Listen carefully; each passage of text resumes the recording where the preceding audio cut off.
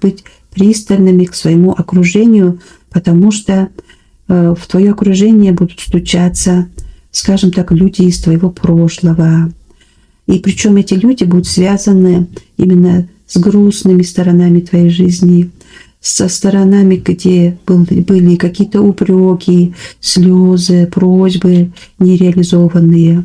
И вот эта вся старая энергия попытается снова зацепить тебя, вернуться в твое поле.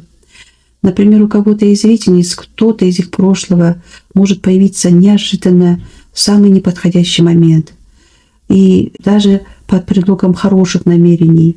Но даже в этом случае, пожалуйста, остерегайся, потому что если человек когда-то был токсичным, не факт, что он изменился глубинно и полностью осознал свою токсичность. И, возможно, он маскируется, чтобы обратно войти в твое поле и вгонять тебя в старые роли, страдальческие роли.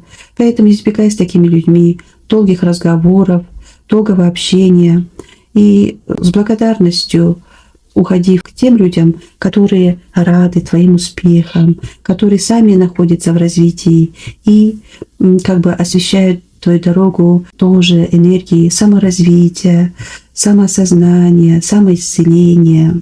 И это прекрасно. Купайся в этих энергиях. Ты достойна этого.